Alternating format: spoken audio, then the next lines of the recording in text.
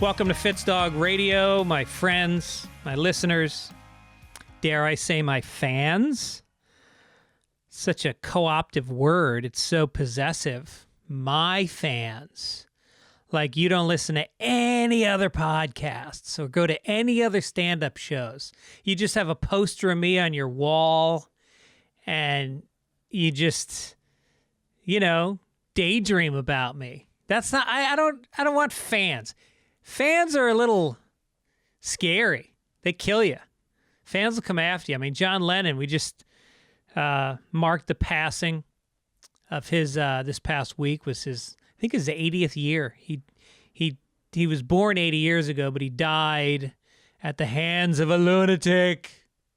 I don't want to die at the hands of a lunatic. I want to die from some friendly hands, I want to die at the hands of a doctor who's putting a fuckload of morphine into an IV drip while I nod off into the sweet abyss.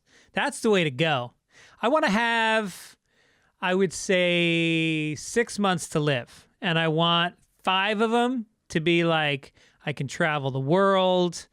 I can see if my wife will give me a free pass. Fun things. And then a month, I want to be bedridden, and I want people to collect by the side of my bed. I want them to bring teddy bears. I'll say my goodbyes. I'll be super emotional because I'll be all drugged up. And everybody will have their chance to hold my hand before I die. And then they can talk about that at the reception of the wedding. And I want fucking good, funny toasts. Mike Gibbons, you hear that? Dave Attell, you hear that?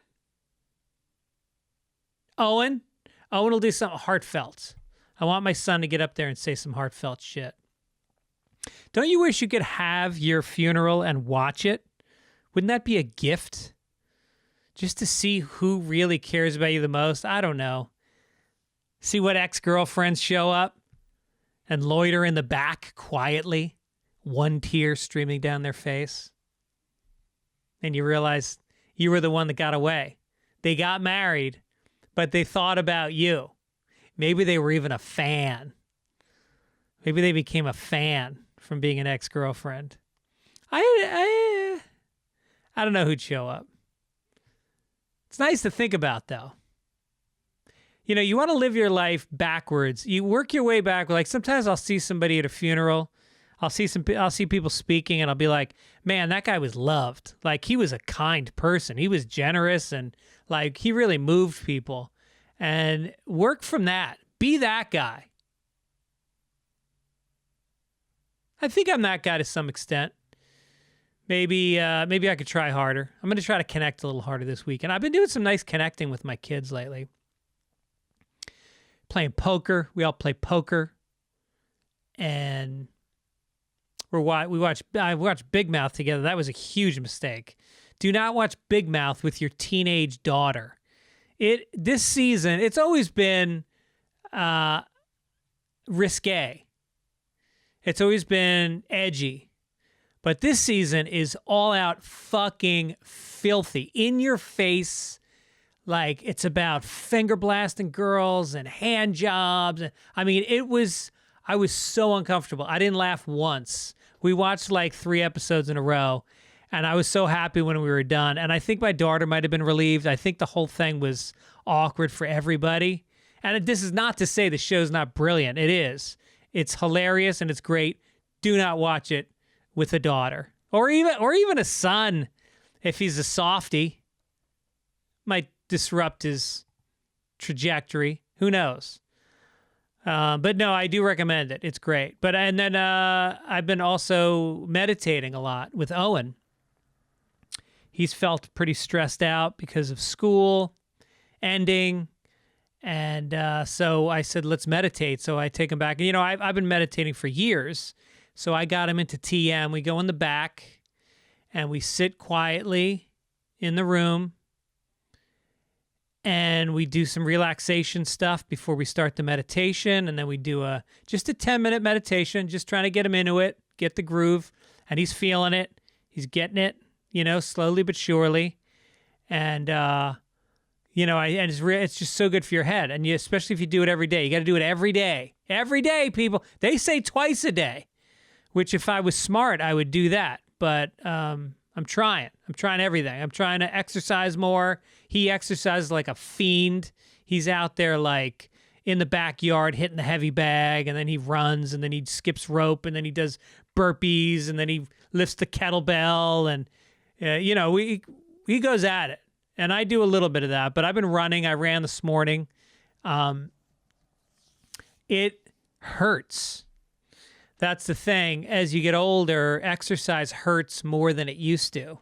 And I think when I'm running, I don't really dress like a runner. I just wear whatever I'm wearing, which is usually just like some sweats and a hoodie. And then I think people see and it hurts, and I feel like I'm going to die. Like I literally, I'll feel something in my chest, and I'll start to think, I don't have my wallet on me. I don't have keys. I'm just a guy. I'm just a guy who died on the street. And who knows how long it would take them to find me. And I don't think that people even think I'm jogging. I don't think they believe I'm exercising. I think they believe I'm a criminal. Like I stole something and now I'm running away. That's my form. I have the form of someone fleeing. And I think people get out of the way. And not that I'm an intimidating guy, but I think they don't want to be around a criminal. And that's what I look like when I'm jogging. I look like a criminal. But then I feel great all day, till I masturbate. And then I feel full of shame again. My mom listens to this podcast, and stop listening, Mom, please. I'm begging you. I will send you albums. I will send you the Beatles. I'll get original Beatles LPs and a turntable if you'll just stop listening to my podcast. I don't know who set her up with it. Somebody set her up with it on her phone to fuck with me.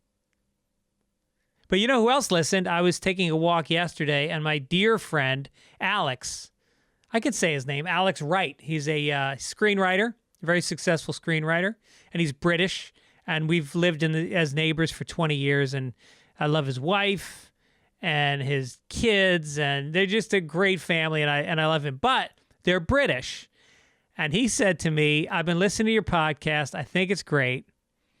He goes, 2 things I've learned from it. One is that you love to masturbate. You talk about it a lot. And number 2, you hate the British. And I felt so bad because I obviously don't hate him, and I don't hate British people as individuals. They're obviously amazing people and shitty people like any other race. Like I'm not racist against the British, but I have a chip on my shoulder about the British Empire. As an Irish person, their history with us is pretty shitty, really shitty. They starved us during the famine. They took food out of Ireland to feed themselves and to export to other countries for profit, while 1 million Irish people died of starvation. 2 million Irish people fled the country just to get out, to get a fucking meal. Came to America, mostly, including my ancestors. And so, no, mine came after the famine. Mine came in 1900. But it's not just Ireland. I mean, India, Jesus Christ. They said that there were 29 million Indians who died. They also had a famine. And it was the same thing. The British were taking all the wheat and they were exporting it to other countries. And at one point, Churchill, who is the most revered guy, he's a hero, he's brilliant, he's a man of the people. Yeah, he also said something like, I hate Indians. They're, what did he say? He said they're beastly people with a beastly religion, and they brought this on themselves because they breed like rabbits. Nice. So anyway, I don't hate British people, and I need to come to terms with how I feel about England and Great Britain. I believe I used to get confused. There's England, which is a country. Then there's Great Britain, which is England, Wales, and Scotland, which are landlocked. And then you've got the United Kingdom, which is including Northern Ireland with those other three. Then you've got the British Empire, which is, all the countries that they invaded, subjugated, destroyed their cultures. Hey, who am I? Who the fuck am I? Look at America.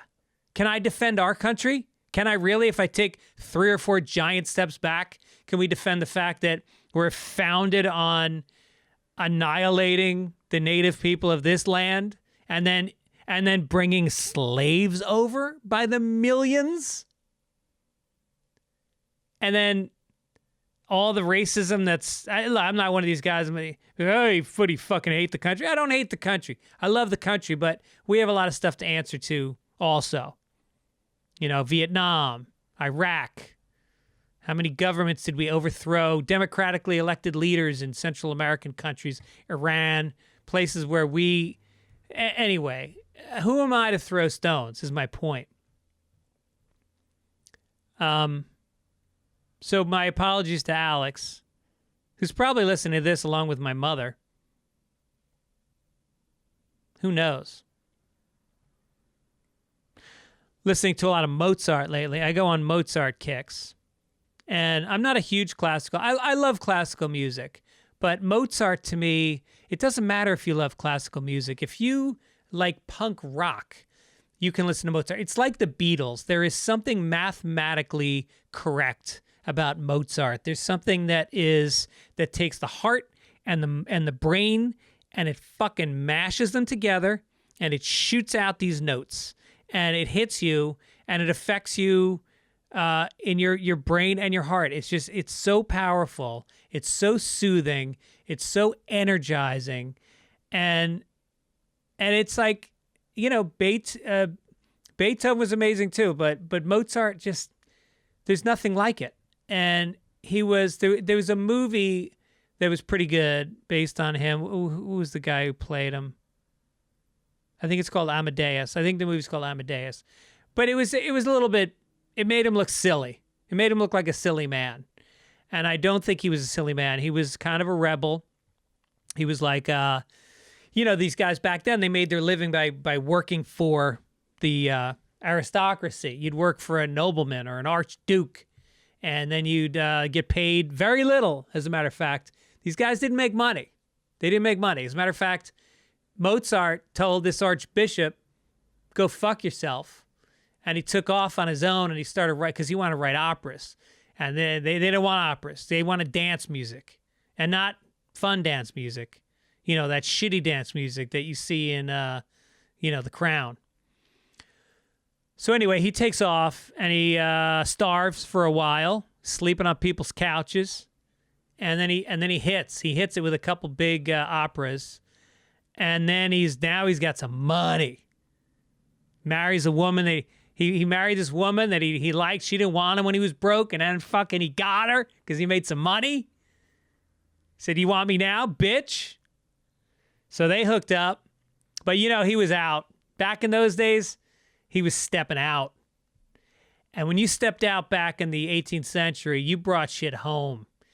You know that. He would go, you go to the strip club. He had bitches. He had bling. Probably go to the strip club. I can't imagine a strip club in that era. Just how long it would take them to take their fucking clothes off. You'd have to be wealthy just to keep giving them dollars while they took off the 19 layers of clothing. And they weren't that hot. Then you come home, give the wife the clap again. How many times do guys give their wives the clap? It's like, Jesus Christ, constant. Thanks. Thank you, dear husband. Thanks for the clap again. Why don't you compose some penicillin for me? Huh? Amadeus? How about Chlamydius? Chlamydius Mozart. All right. Anyway, let's do it. As you can see, I'm wearing a hat today. This is in honor of my guest, the great, I don't know if you can read it. I'm putting it up close. It's the Bumping Mike's Hat, which is a traveling show that Dave does with Jeffrey Ross. That's very funny, the two of them on stage. And I can't say enough about. Well, before I introduce him, let's hit the basics. Don't forget the T-shirts are available for the holidays at 10% off. Get your Grapefruit Simmons T-shirt now. You're gonna love it. Buy it for a loved one. I don't know what they cost. $20 minus 10%. What's that? It's not a lot. Go to Fitzdog.com to do that. Also, sign up for the premium membership where you can get 860 back episodes for just $19 a year. I think you can also do it monthly if you just want to get a taste. And also follow me on social media at Greg Fitz Show on Twitter. And also my Instagram. I don't know if you guys know this, but I recorded a 1-hour special and I'm releasing it 1 bit a week on Instagram. So you can go to my Instagram account. There's probably 10 of them up there by now. I don't know, maybe not 10, 7 or 8. And check those out. Going to put them out for the whole year till the hour's out. I think this week's kind of embarrasses my daughter a little bit, but you know what, sweetie? Daddy's trying to pay the mortgage during a quarantine. So suck it up. What else? All right, so my guest this week is one of my best friends. He's been a buddy for 20-something years, 23 years maybe. And I consider him the best comedian in the country, hands down. And he is also one of the nicest. People throw that around a lot. Dave is truly like one of the nicest people I've ever met. He just is the first guy to write a check to a charity when somebody's down and out. First guy to like show up and perform, get on a plane and go fucking perform at a benefit somewhere. Shows up to the clubs, whatever club he's working, he shows up with a giant bag of candy. Gives it to the staff, tips the fuck out of the staff every week, and, you know, spends all his time taking care of his sick mom. Like, I get every holiday that comes by, I get a card in the mail from him. He's a sweetheart. Maybe he doesn't want you to know that because he's kind of got a hard edge, but that's who he really is. And now here's my talk with him. Hope you enjoy it. It is with the great... Oh, I didn't do any overheards. No, we did it in the show. That's right. We did your nicknames. We did them in the show. Okay, enjoy. Oh, and thanks also to Midcoast Media, my producer. They do a great job. And Chris and Beth and all the folks over there in St. Louis. And enjoy this. Okay.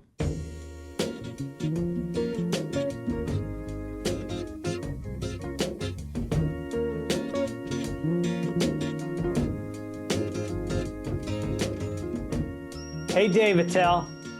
Hey, what's up, buddy? So you allow smoking in your apartment?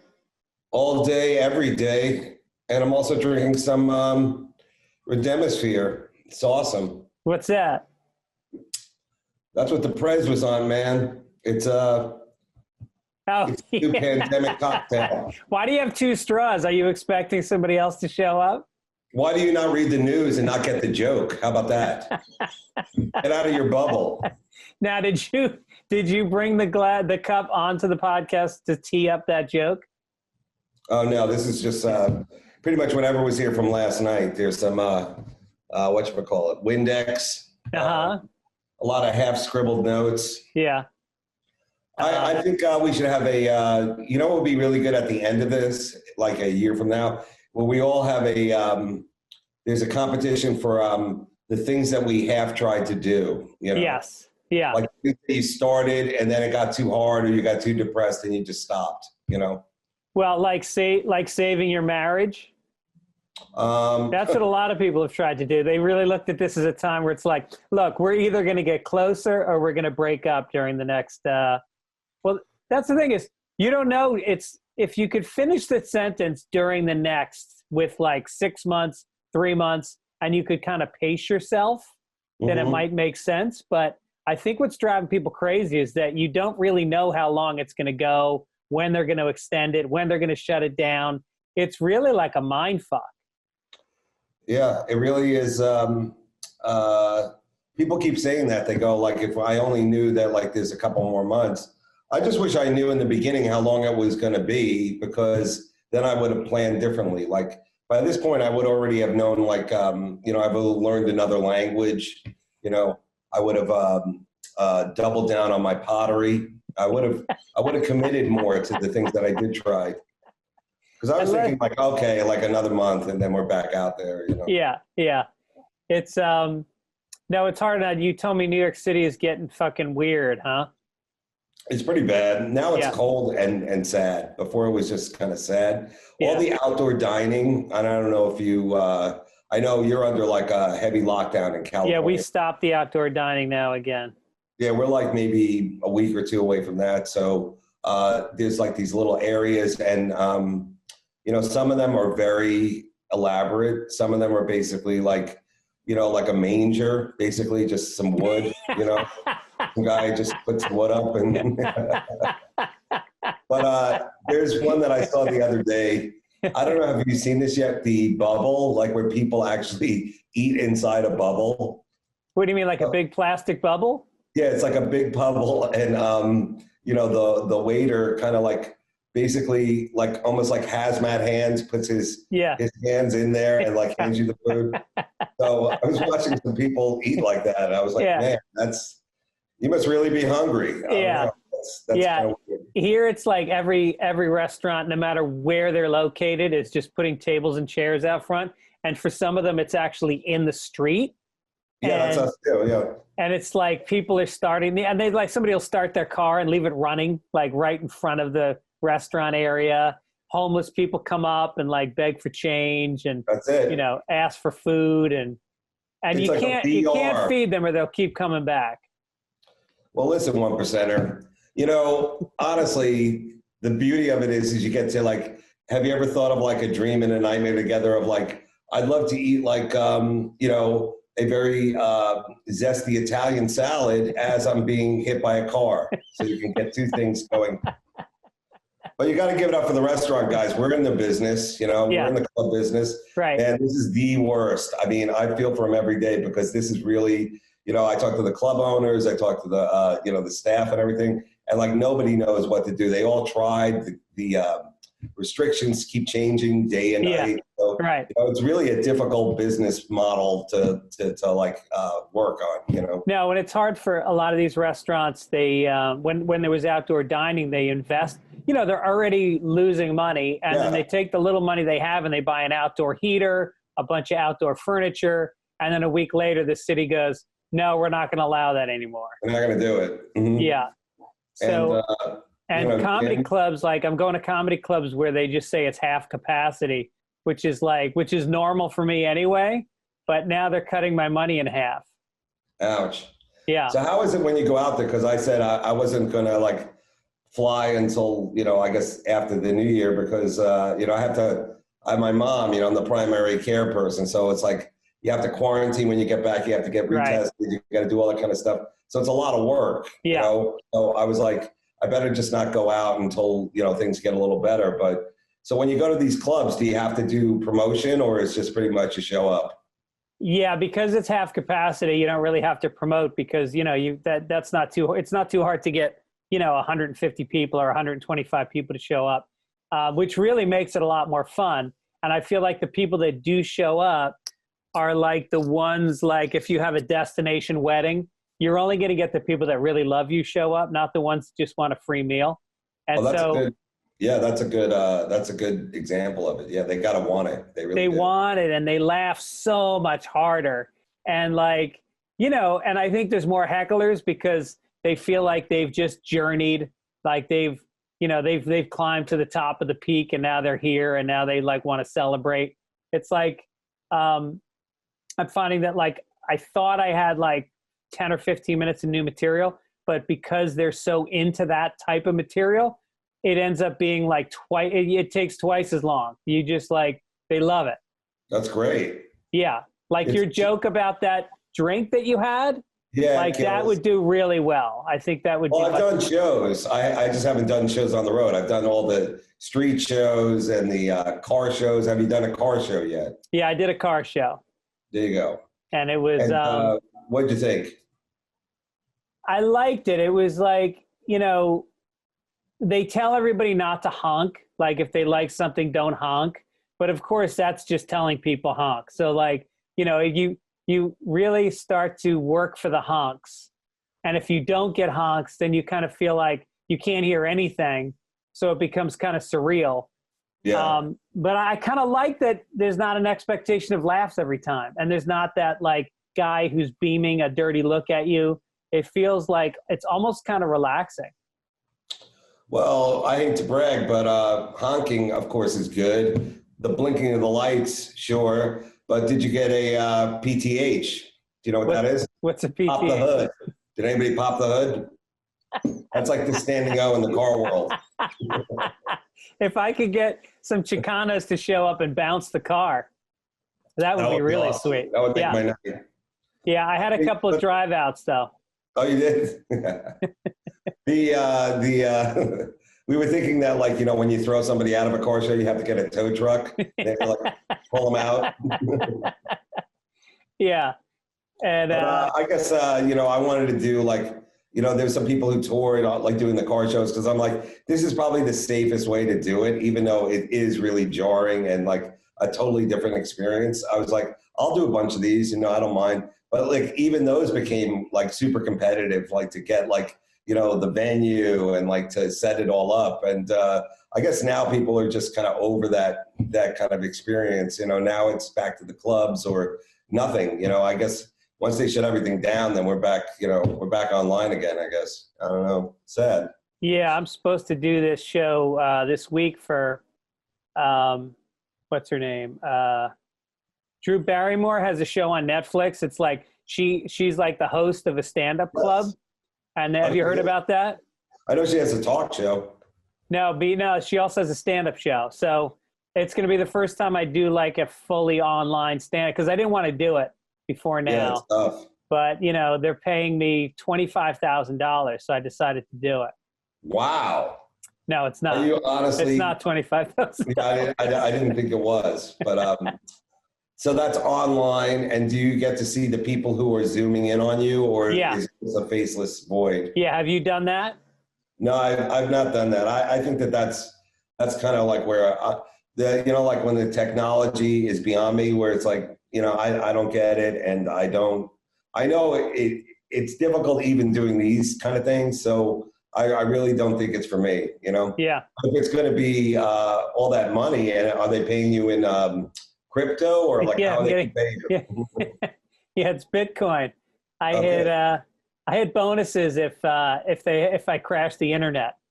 That would be the best. Yeah. And you know what? I mean, you know, did they go through your material, or are they just like, hey, it's great that you want to do it and you'll do it? No, they like send a crew to your house with all the equipment, and they set it because, you know, of course, like something that normally you could just do for free at your house. Once it's like a network, they have to go, how can we spend $1 million an episode doing nothing? Yeah. So I don't know what it'll be like, but I have a crush on Drew Barrymore. It's the only reason I'm doing it. I think it's great. And it's also keeping people working, which we can all, you know, agree is a good thing to do. Right. So you have that to look forward to. That's cool. You got like little things. That's like, for me, it's like, you know, I got little things to look forward to, you know. Yeah. Like, whoa, you know, I'm thinking of going out and buying a new, you know, filter for my thing, you know. Hey. For your Brita, yeah. I'll make a whole day of it, you know. Yeah. I know. I realize what it's like to be retired. Like I always used to fantasize about retiring whenever I would get stressed out and overwhelmed. I'd be like, I just want to sit at home and do the crossword puzzle, take a nap. And now this is what it's like. And I realize like, I'm not ready. I need shit to do because I can't piddle. Old people are the same way, because I know that like once you don't have a sense of purpose, then you really, really get depressed and you just fall apart. So you need like a little something to do, regardless of what of who you are, where you are in your life. You need a purpose. But I was going to say with the retirement thing is that, like, you know, it's one thing to be retired. It's another thing for like the actual city to shut things down early. Like in New York, it was like 11 o'clock and we're like, how could this be? And then they made it 10 o'clock. Like between 10 and 11 is the super spread hour. So they're like, Right. 10 o'clock. So that means any shows we're doing on the street have to be over by like 9:30 to get everything off the street. Right. And I was like, man, this is definitely like, we're farmers now. We get up early. We're fishermen. We get up early. We go to bed early. It's like, it really is difficult. And, I stay up all night. So it's really, it really is tough, like all night long, just like listening to like Dr. Fauci. That's pretty much what I'm doing. It's like just looking at the news, Yeah. Can you believe there was a study yesterday that said only 35% of Republicans believe that Biden won the election? Like it's insane, the information that's flying around on the internet, and Fauci is like the guy that nobody wants to believe anymore. And he's going to be so happy when he's not there anymore and he can write his book. That book is going to sell like. That's the one book everybody wants to read. Oh, absolutely. Yeah. I mean, if I was him, I would go right to movie of the week. I mean, that would be awesome. Right. We all know a few people who might be able to play, do a good Fauci, I think, he brings a lot of. I think Colin Quinn. It would be an interesting, acting choice. Yeah. But let me just say one thing. This is not a conspiracy podcast because I don't want to be a part of any of that. Because I really... I'm sick of hearing about conspiracies. I'm sick of people like they get that like excitement and that whisper voice. Yeah, yeah. I'm sick of it. It's like, I know. It's like, let me just let you something as an old 55-year-old man. The world is sad, and there's no like whatchamacallit. There's no way to get around that. It's just like a lot of sad shit happens, and you just got to deal with it. There's no power against you or anything like that. Yeah. I'm saying that as a flat earther. How's your toilet paper stash? I was thinking like That was months ago. Who still uses toilet paper? Oh, you got the bidet now? No, I shower pretty much every time. Do you shit in the shower? What's that? Do you shit in the shower, or you shit and then you get in the shower? Not yet. Yeah. I will say one thing though, that like when you talk about, like what's happening in the world and everything like that, when I go out to see my mom on Long Island, it's people are starting to wear masks there, so that's good. But I was in the gas station the other day buying water. Like you can get like a big thing of water. And there's a guy who came in, and I let him cut in front of me because he was older and everything like that. And he wasn't wearing a mask. And he let out the wettest cough. It was like one of those where it's like, I don't know if the guy just coughed or shit his pants, but either way, everyone was nervous. And it was like one of those things where even he himself was like, sorry. And then he just like bolted out. Yeah. And I was like, this is just the saddest. It really is. Like, there's no hope. Now, and I like when people wear the funny masks, like Steve-O came on my podcast and he was promoting his it was a mouth with cum dripping off of it. And you go like, well, where do you wear that? What's the, what area of town does that one work in? That's funny because whatchamacallit, I thought all masks had to either be super corny or super political. I didn't know you could go with dirty. Yeah, you can go with dirty. And, but they're kind of like, sometimes because I look at when I'm married, I'm not like you. So I have to like check out women probably more than a guy who's single. And just because you're just bored. And and now I find like I can't check out women because they have the mask on. So you can look at their bodies, but you can't look at their faces. And I was thinking like, that's going to be the new sexy thing. Like faces, like the bottom half of your face is going to be like the new tit. It's going to be like the thing that you're not allowed to see. So you really want to see it. And women are going to kind of tease you with their face. Well, I've said this before. Luckily, my mom knew this was coming. She taught me to read eyebrows. So eyebrows are the new. Yeah. But yeah, I didn't know that, you also have children. So how do you basically deal with that, Well, my daughter is like super safe because she works at she takes her classes all day online. She's just senior in high school, so this really sucks for her. Yeah. But so she sits in a room and she does class until like 2:00, and then she goes and she works at a daycare center with the babies for like 3 hours a day, and she loves it so much that like she does not fuck around. She comes straight home from work, takes a shower, doesn't see friends at all. Doesn't like, gets really upset with us if like we go see some friends outside even. Like and then my son is more like, he's home from college, but he's got like this bubble of friends that are all really safe. And so like they hang out with each other without masks. And, that's probably a little bit dangerous, but none of them do anything except just like leave their houses and then they'll hang out with each other. I think this would have been good for me if I was in high school. People like, I feel bad because I wasn't a very popular kid. So it'd be great to have this as a excuse for my unpopularity. Right. Friday night, man, I'm here at home alone, but that's like everybody else now. So it's not just because I'm like a loser, And you were wearing a mask. You had on a Spider-Man mask back then. I was wearing on an emotional mask, basically, a guy who cared. But, my sister's a teacher, and she has to do the virtual and also the in-person stuff. And, what they do is like one day a week, they actually close the school down and just clean it. And I remember when I went to school, how like, they had the janitor guy, and he was always the cautionary tale, like, you don't want to end up like him, right? You better study.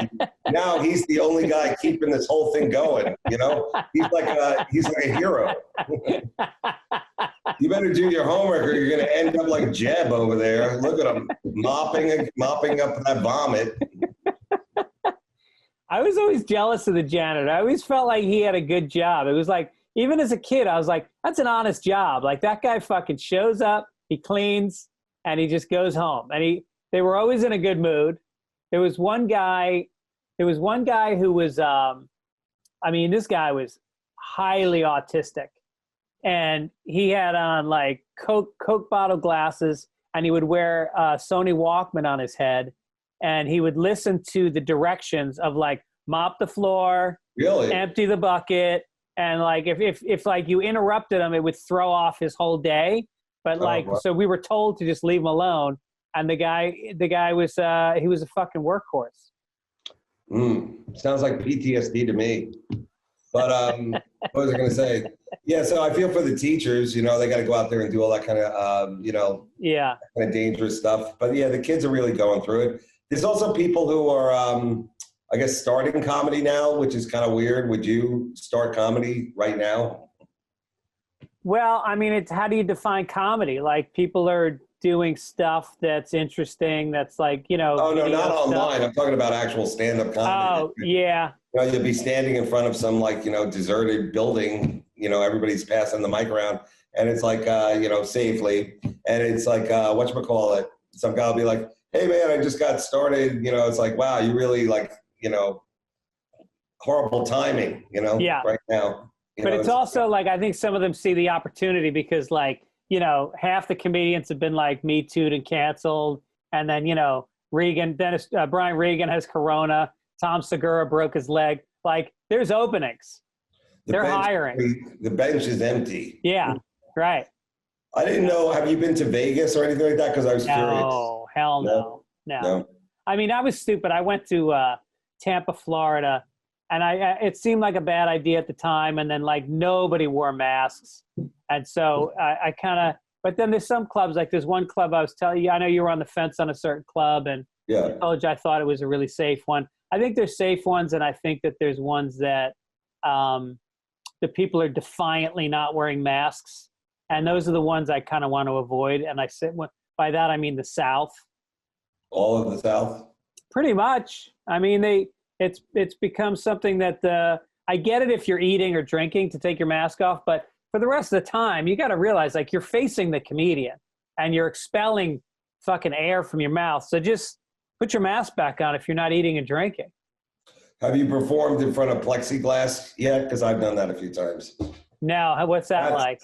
That's a different experience because like, without the plexiglass is supposed to really protect, I guess, the comic or the audience from each other's air moving, but it never goes all the way up. And it is like a, whatchamacallit, it's very sad. It is like you're in a holding cell or something like that, Yeah, right. The big joke was like, this is like, I don't know. Like, have you ever done stand up at a car wash? It's kind of like that. That's what it feels like. It's like you're not there, but you're there, and Right.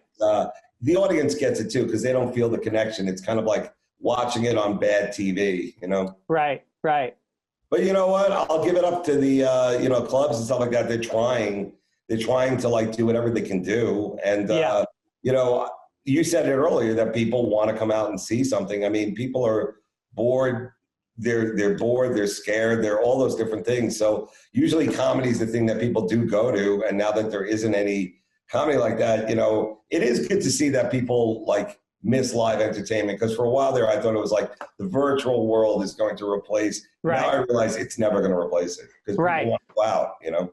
Well, then they just came out with a thing yesterday where one of the big studios, I think it was Warner Brothers or Sony, decided that from now on, and they've got like 20 movies coming out this year, and they're putting them all out on HBO, what's it called? Max. HBO Max. And they're going to release them the same day online on HBO Max as they release them in the theaters because they just don't think that people are going to go back to theaters anymore. And so that's a big shift. Yeah, it's going to be a big, it's going to take like another season before people feel comfortable going to like massive events. I feel like, all the sports events, like when you see the sport and there's like nobody in the fans, it's like people will definitely come back. They will definitely come back, but will you feel as comfortable as you should? Probably not. Right. So it'll be like nervous. So it's the same thing that trickles down to like, we both have played these small little hole in the wall clubs. Like it's very tight. The whole experience was like, this is like an intimate experience. Now, like people will have to readjust to that again, you know? So it might take longer than we expect to get back. Well, or it might be more outdoor shows. I mean, depending on what part of the country you're in, outdoor shows worked better than I thought they would. I went to a couple of those and I know did you do Chappelle's show in Ohio? No, I didn't do that. And I love that he got that all going. I mean, like I give him a lot of credit for the way he did it too. It was like,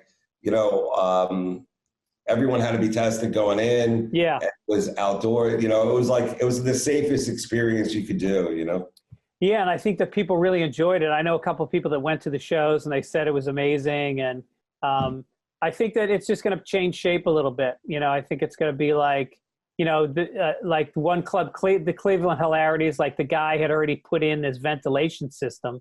Right. He did it because people were smoking before.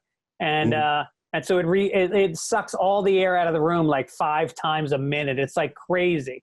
And so like places like that, I mean, it's almost going to be like clubs will advertise the comedian and also like that it's a safe room to be in. Yeah, I guess so. And the Cleveland Hilarities, that's I have family in that town. And like they went through a lot of stuff. Like they had a power outage, they had snow, they had all these different things, and their rate went up. And I felt really bad, like not going because I was supposed to go play there.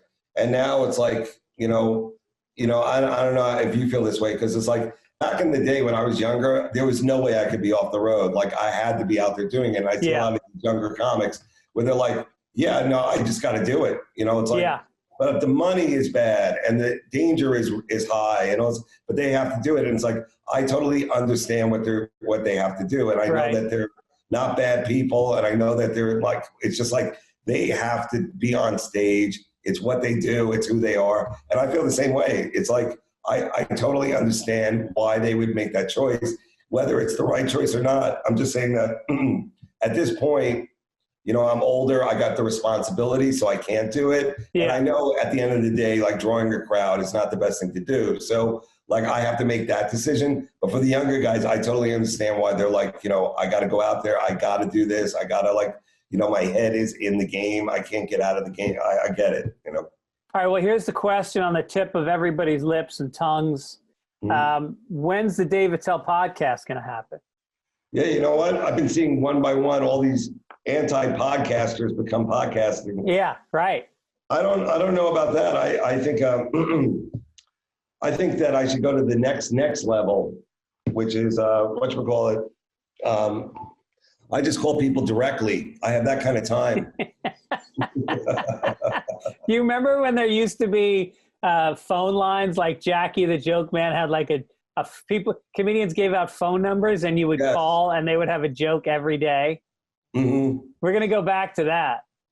Well, I don't think that, you said it earlier, it's like, you know, the TikTok revolution, everybody is kind of funny now. So it's like the need for more content is being filled every day, all day long. You know, I mean, like this TikTok thing really is like, I guess you could say, you know, you've looked at it, right? Haven't you? TikTok. I look at it for like an hour or two a day.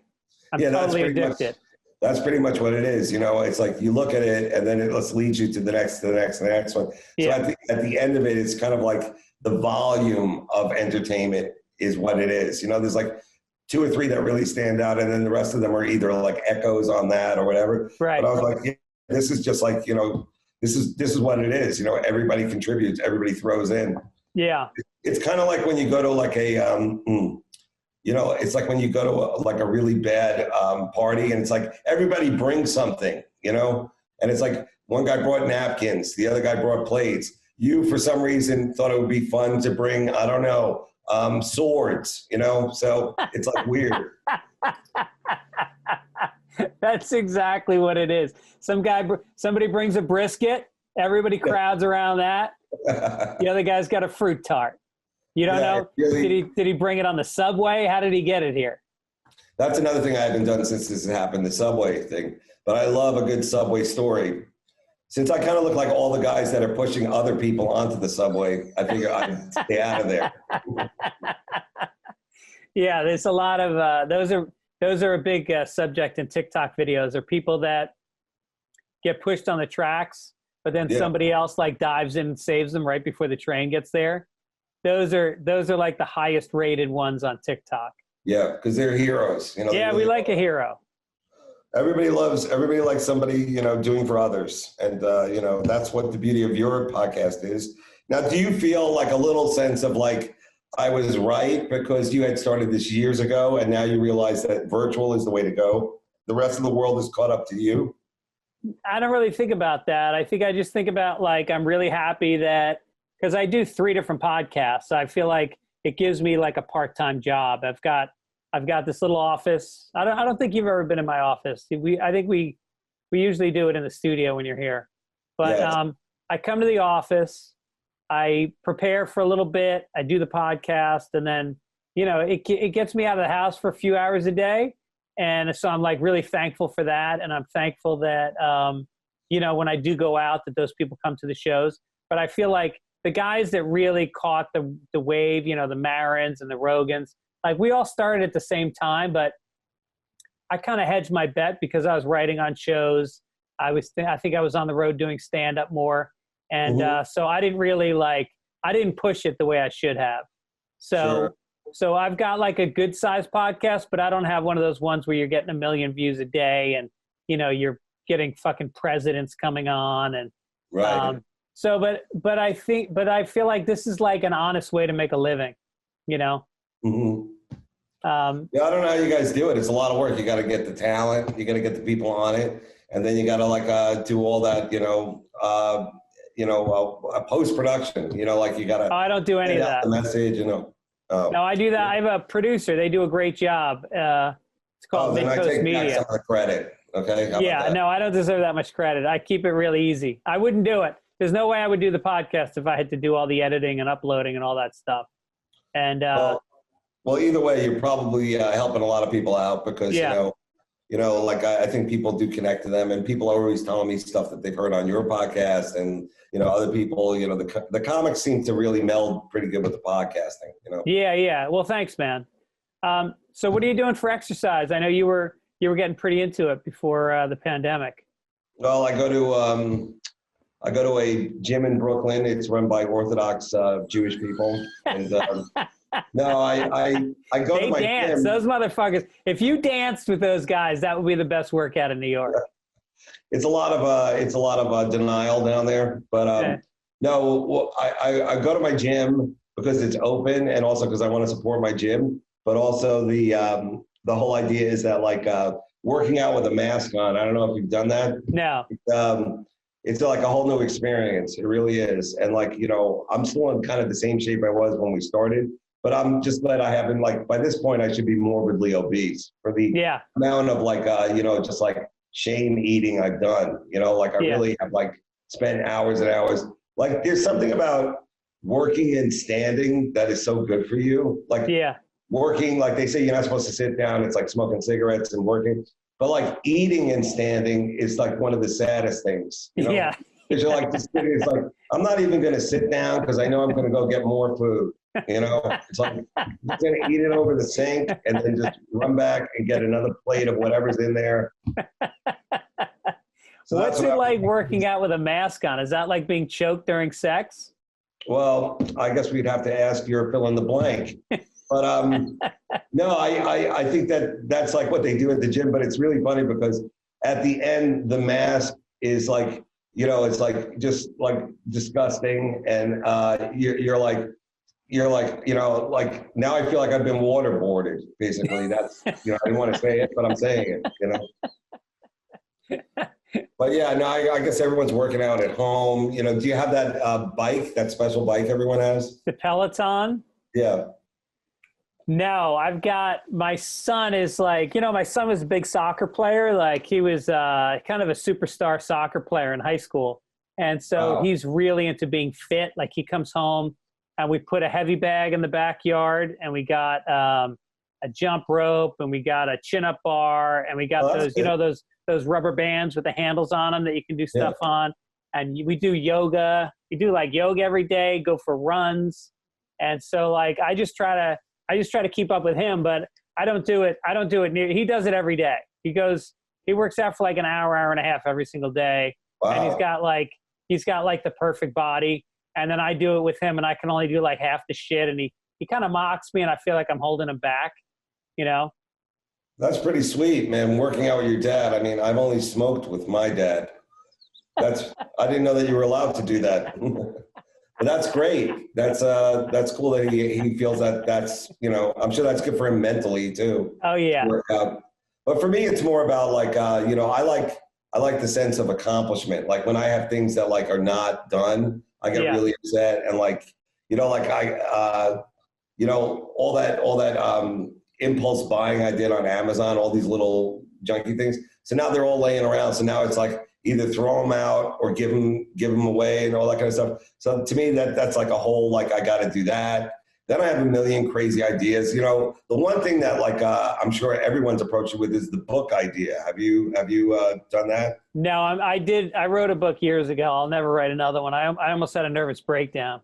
Yeah, that's the one where it's like, do you want to devote all your time for something that might not pay off, and then you're going to have to promote it for years and years and years. Yeah. So it really is a commitment. It's like time sharing. It's like, it sounds like a good idea right now, but then like down the road, you're going to regret it. So I don't know, Right. It's never, the deal is never like, to be honest, like I really hate talking about myself and all kinds of stuff. So I'm like, I want to do a funny book. Yeah. And I'm like, can you imagine all the books that are going to come out after this? Like, just right.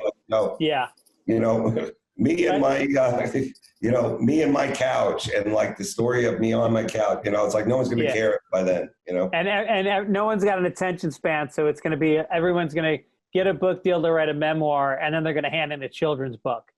Like, sorry, this is all I could do. I totally agree with you. That's the one thing that like, I can't believe about myself. It's like, I can barely read a magazine now, let alone a book. I was like, I'll read a couple of books. I read like 2 books. That was it. Yeah. It sucks. Yeah. Here's a book you should read. I've been reading this book here called, you ever heard of Eckhart Tolle? Maybe. A New Earth Awakening to Your Life's Purpose. Interesting.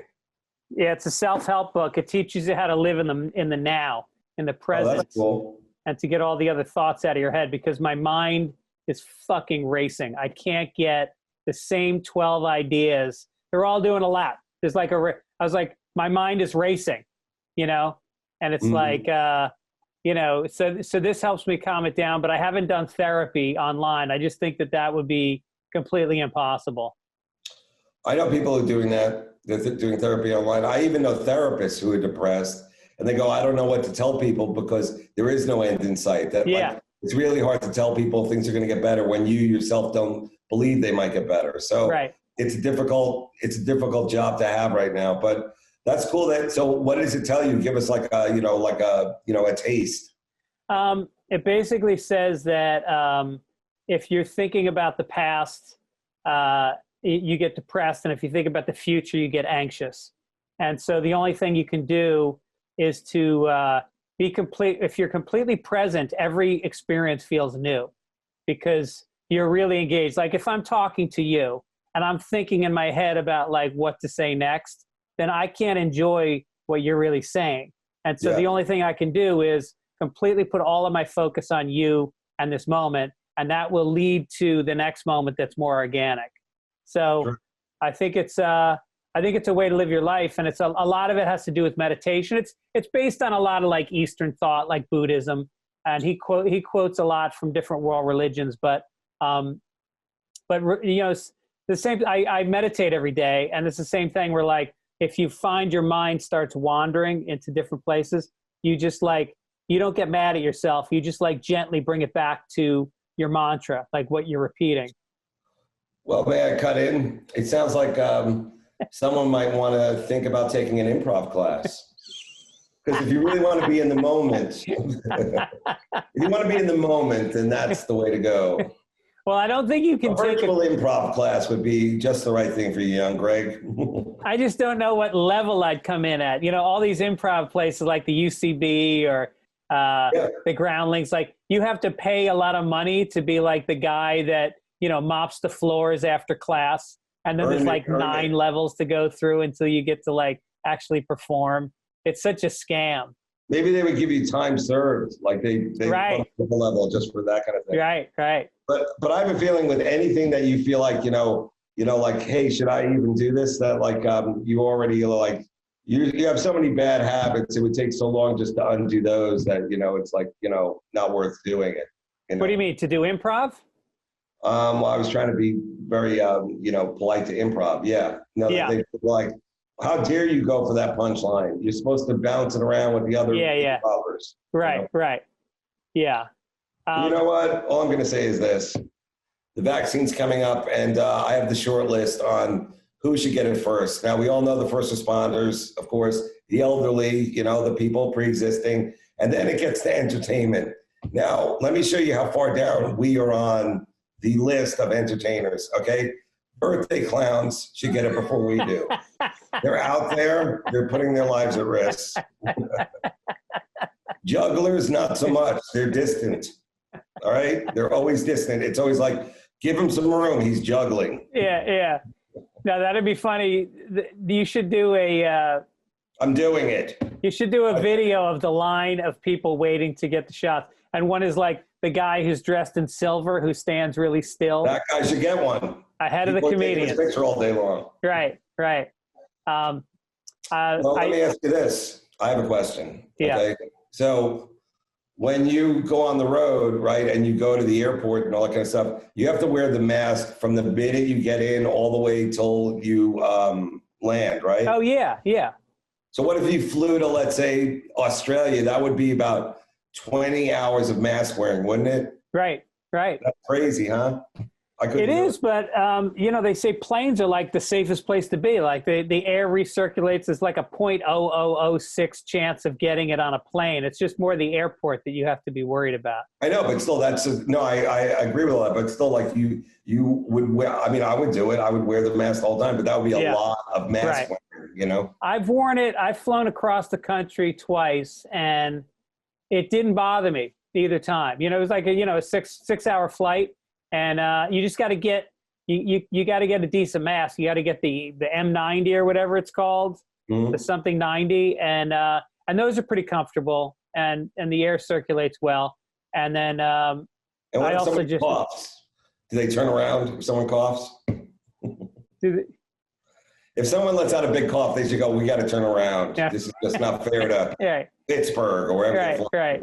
It's like, open your window. The biplane will be making a comeback. Yeah, so I don't know, man. I give you credit for doing that because I couldn't do that. And then what about like a cruise ship gig? Would you do that? Because like, no, of course not.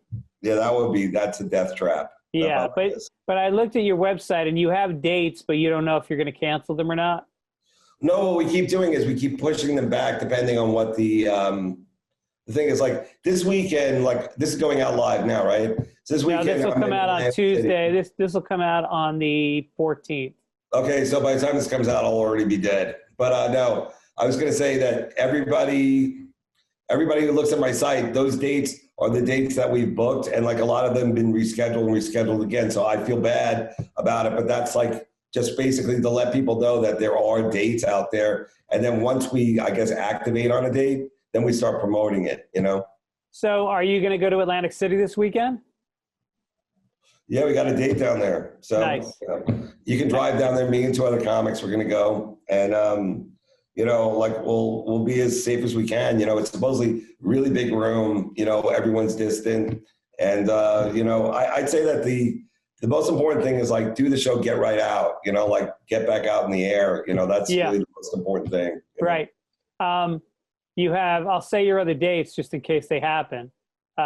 2021 would be the dates that might happen. Right. Now, you know what? Don't say them because I won't even say them. Keep changing them. Just go to daveattell.com. And while you're there, get yourself bumping mics, hats, T-shirts, and stickers. Yeah, merch is the other thing no one's even talking about. Like, how much merch do you have like laying around right now? Yeah, you got to sell all of it. I was thinking that like the thing to do would be with the merch is that like nobody wants to buy the merch, but you wrap it in toilet paper, and then people they're like, good. Whoa, look at all this great TP. I guess I'll go for that shirt. Yeah. You put a little hand sanitizer, like you tape it onto it. Although, you know, some people made masks with like, you know, as merch with their names on it or whatever. That was probably pretty smart. But I think the guy who made the most money in merch in the last few months was the guy who owns the Four Seasons like landscaping company in Georgia, the place Giuliani had his press conference. Did you hear about that? No, what's his merch? But he just made T-shirts. But like you read about that story where Giuliani was like, I'm having a press conference today at the Four Seasons in Atlanta. And it was actually like at a Four Seasons landscaping company out in the suburbs. And it had a porn store next door, an adult bookstore. Oh, yeah. So that company like jumped on it and made a shitload of T-shirts and made like a fortune. Good for them. Yeah. See, that's what we need more of in this country is taking a sad and turning it into a glad. I think that's right. Great. And, you know, I was going to say that with the merch and everything like that is that, you know, I can only imagine like how much merch I have unsold someplace and stuff like that. It's like, I got to get it. I gotta get it and like start like figuring out a way to like get it out there because, you know, people ask me for shirts and all that kind of stuff. But like that to me is like the one thing that like, you know, it's pretty distant, I guess you could say, like, you know, you just lob a shirt. Yeah. I talked to Jeff Ross about you guys selling merch after your bumping mic shows. And he's like, we don't make any money because Dave fucking tips everybody who's selling the shirts. He goes, we end up walking away with like $20. Yeah, no, we never really figured it out. But I will say there are some people who are like merch masters of merch. Yeah. And, you know, have you ever seen Gilbert's documentary, Gilbert Gottfried? No. There's one scene in it that like I find the most hilarious. It's like he does a show somewhere and then he's sitting at the merch table all alone with all these unsold books. And I was like, that to me is like what merch is about. Like you're just sitting there, you got all these books. And then in my mind, I'm like, then he's got to like pack up the books and ship them back. Yeah. And, like, gotta like, someone's going to go like, oh, what can I tell you? You know, people didn't feel like buying your book. You know, like, you know, there's always that one guy going like, oh, you should sell. And then when you don't sell anything, he's like, I don't know what happened. I mean, usually everybody sells out. You didn't sell anything, you know? Right, right. I just saw him sitting there all so sad. I was like, oh, man, I totally feel that moment right there. Well, this is my merch that I'm selling right now is these T-shirts. Oh, that's cool. Can you put it away from the microphone? I can't see the whole thing. Oh, okay. It's there's a story about a woman that I told on the show a couple times a woman in Boston who thought my name was Grapefruit Simmons when she called to ask who was performing. And so one of my listeners made up the shirt, and they've been selling like crazy. Really? Yeah. And when you say crazy, like, are you saying more than like 50? Why would you mock my merch after we just talked because about everybody, how it's my lifeline? No, I'm not mocking you at all. Honestly, no disrespect. I'm just saying that like people are pretty, imaginative when they talk about like how good they're doing with merch. And I want to know the real numbers. I'm like, I want to get to the bottom of this. Like, if you sell 50, is that good? If you sell like 100, is that great? I've sold like maybe 1,500, I guess. Whoa, now I'm interested. The best part is I don't have to, I have like 10 at home that I give to friends, but it's all like somebody did the artwork. I email, and then he said, I'll make the shirts, I'll store them, I'll ship them. So I don't do anything. All I do is like tell people to buy them, and then I'm done. And Go ahead. And you got to get the good shirts. Some people make shirts and they get the really low quality cotton. You got to get the good cotton. You got to wear something that someone could wear to both a birthday party and a bail hearing. Something that's a little showy. But I was thinking, like when you do the reordering of the merch, like people don't know that experience where you go reorder and they're like, okay, well, if you get 500, we'll knock $1 off of it. If you get 1,000, we'll knock $2 off of it. Yeah, right. When you're on, you're like, what if I got 100 million? Would you owe me money? No. So then my next favorite part is the sizes. Like, what sizes do you need? Yeah. And I'm like, okay, let's see. Let me think of my crowd. Okay, I need about 1,000 XXXXLs. 2 mediums. One. Do you have anyone with 3 holes? Because there's some weirdos that come down. Yeah, and then Tig Notara's crowd, all extra smalls. Yeah. Do you have one with like for somebody who's wearing a neck brace because they have a insurance fraud thing? I have to make sure that my logo can be seen between the 2 sides of a jean jacket, because that's where it will always be worn. Well, what do you think is going to happen with the,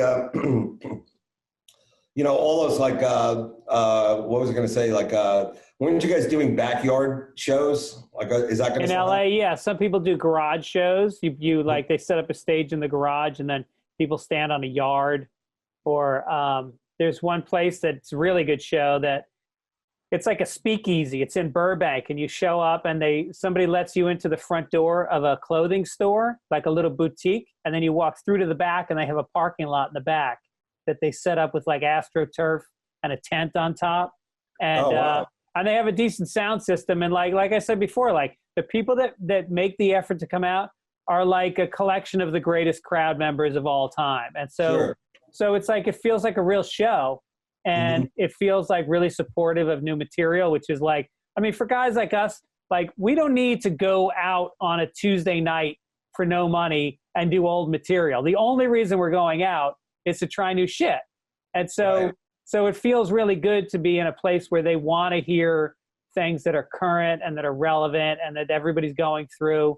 And then you realize like at the end of it, like this material is going to have legs, I think. I think when clubs start to reopen, people are going to want to hear about this stuff.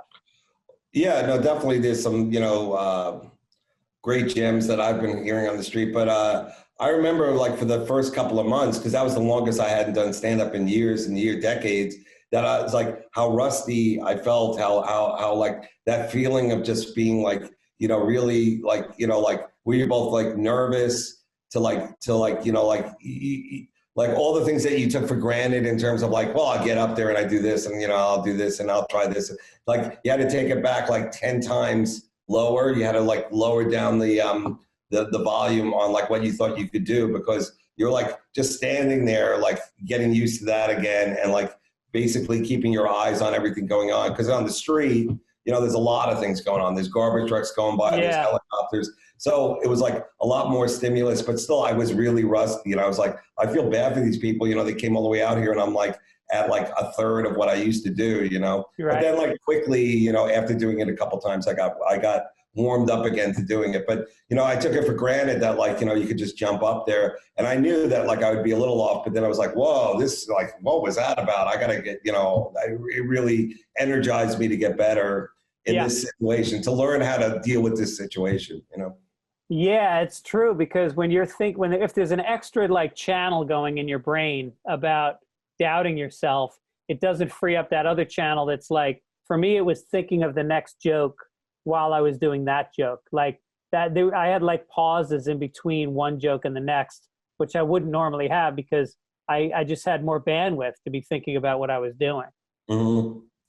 Yeah, it's tough. You know, you really got to like continually, at least for me, maybe there's people who do it differently, but it's like, I got to continually perform in order for like the whole idea of like just writing in a vacuum. That doesn't work for me. Listening to tapes, that's how I used to do it, where I listen to tapes and I rework the jokes and all kinds. It's like, sure, I could do that over and over and over, but it's like getting to hear the reaction is the thing that you really need the most in order to like, you know, test the joke out, you know, like you gotta be able to do that, you know? Right. And some of these crowds who come week after week, you're like, oh, now I need new stuff because I can see these faces. They all look, these masks, they all look the same. So I gotta have new stuff. So it became like this kind of pressure situation for no money with danger, you know? Right. Like, wow, this is a lot. I can't believe I'm in this world right now, you know? It is weird because, like, you know, we all think about what the greatest times were when you look back at your career, like what was the most exciting time? And it really was like the first 5 years when you felt kind of like how we feel right now. Like, I feel like I got to go back to the basics. I feel like there's more nervousness, which only, I think, feeds the creativity a little bit. And, you know, I think maybe I got too comfortable after doing it for 30 years. And this is bringing me back to a place where I've got to find gigs.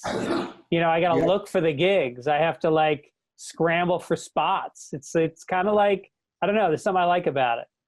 Well, for me, it's kind of like, you know, these comics that are out there, they're doing more gigs than I do. Like every night they're doing 2 or 3. But it's funny how they promote the gig. Well, they'll call you up and go, it's like, you know, there's a, you know, there's a donut shop on 3rd Avenue. And if you walk 2 blocks up and make a left, you'll see a guy.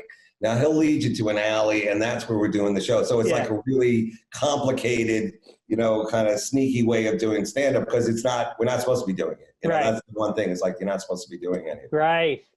That would be a really cool thing, is if somebody set up underground shows, almost like a cockfight, and you videotaped it and you put it out, and nobody would know where it was or how you get to it.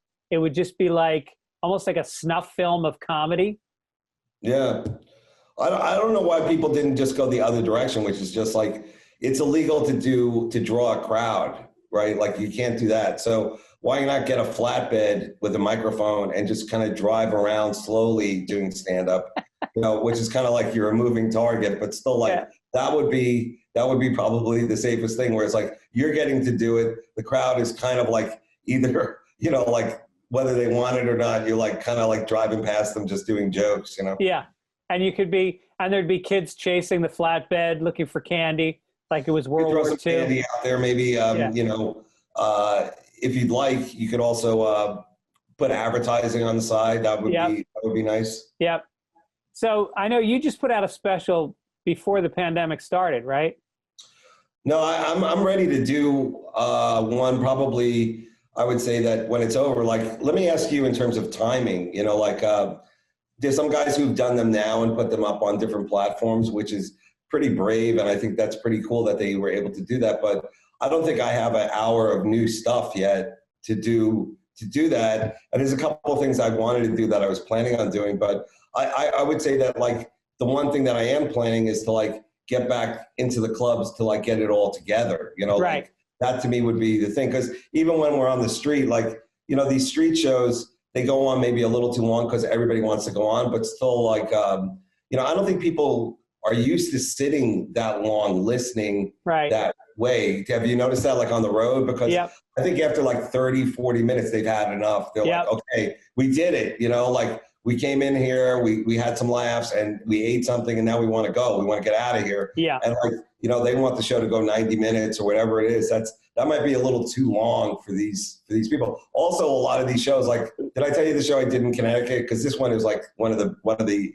Oh yeah. What happened? Where it was like, I was playing the field behind the parking lot at the hotel where 2 of the 9/11 hijackers stayed before the horrible, you know? So it was like, that's how it was promoted.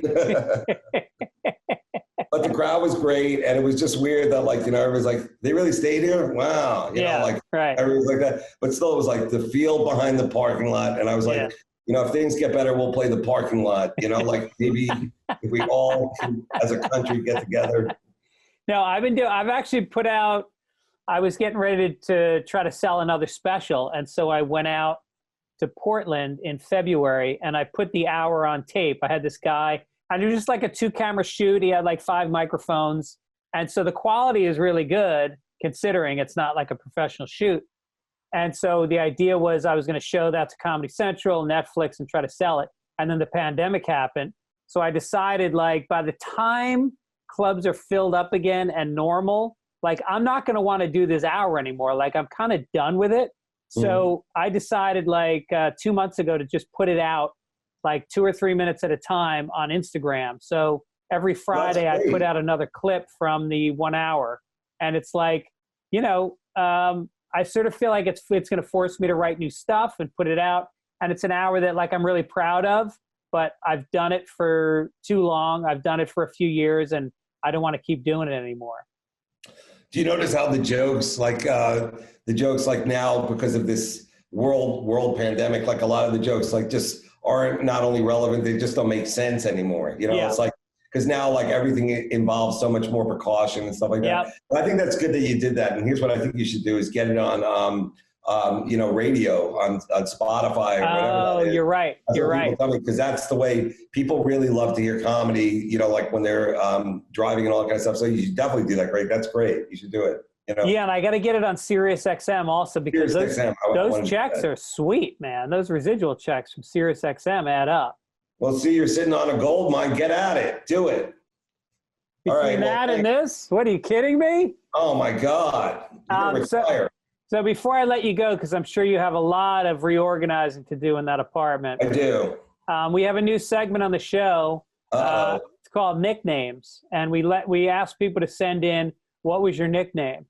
And we'll start with you, Dave Attell. Did you have a nickname growing up, in college, anywhere? Well, my nickname in the Scouts was Nose. That shows you the kind of group we hung out with, because I have a big nose, you know? But I think that was code for Jewish. Was it? Did they really call you Nose? Yeah, like, here comes Nose. So that was but that was a different time. It was a different time. They called me Murray the Cop because I look like from The Odd Couple. People, it's such an old reference now. But what was I going to say? Like, yeah, we need more empowering nicknames for today's kids. That's right. So here's some that got sent in. This comes from Gus. When I was younger, I tended to bounce on my toes when I walked. So in 6th grade, my buddy gave me the name Skip. That's a shitty nickname. Well, I don't know how that played down at the tennis club, but he walked on his toes when he was a boy. Yeah. And no one, I guess you can't even say the words twinkle toes anymore. So that's actually funny you say that, because this one comes from David Gordon. When I was a kid, one of my neighbors up the street dubbed me Twinkle Toes. I assume it was because of my penchant for falling off. That sounds like a word that a guy named Twinkle Toes would use. For falling off my bike, skateboard, or even just running into random objects. Maybe his gaydar was firing on all cylinders and knew I would grow up to be a class power bottom. So the guy turned out to be gay. His name is David Gordon. Really? Who, if you don't know he's gay, he is. So do you think the nickname might have caused him to be gay, or do you think he was gay so they called him the nickname? Well, let's see. On the scale of 1 to being canceled, I'd say no. I'd say that the nickname, I think that nickname derives from the Flintstones, by the way, where they had Fred when he would bowl, he would get up on his toes and like, he would do that. Yeah. That's where I think that's in my mind, that's the image that comes to mind. But that's interesting that, what I was going to say, they called him that because he fell off his skateboard and all that stuff as like, whatever. I would have just called him, like a spaz or something. Yeah. Spaz was always good. And once you get a nickname, you can't shake it. So you're almost better off starting your own nickname and putting it out there. Well, you got to earn it though. Yeah. This guy certainly earned it. My high school nickname was Squawk Tiger Balls. Tiger Balls being a play on my last name, which is Steigerwald.